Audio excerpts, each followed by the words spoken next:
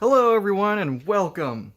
I'm just going to do a real quick video for you today. I'm going to show you how to restring a SpeedFeed head on an Echo trimmer. And really you could get these SpeedFeed heads for pretty much any trimmer with an adapter kit. So real super easy. In fact, if you look at the back here, there's an arrow on one side, and then where the other eyelet is, there's another arrow.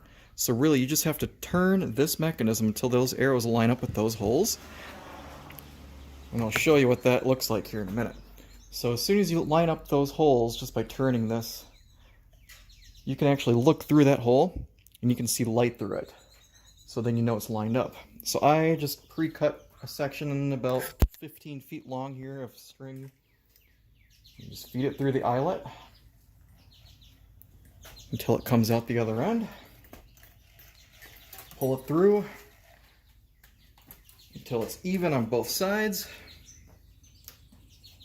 You can't see me off camera, but I am pulling it and measuring it out. Alright.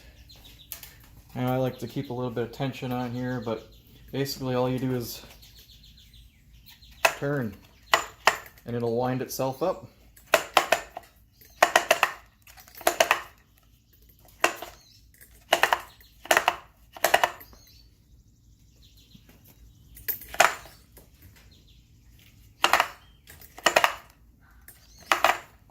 You get a little wider shot of that so you can see what it looks like better.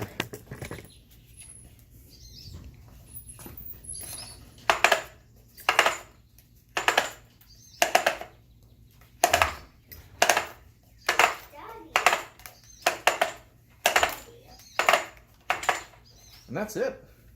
I went too far, so just got to bump it out a couple of times. SpeedFeed head is the best in the business.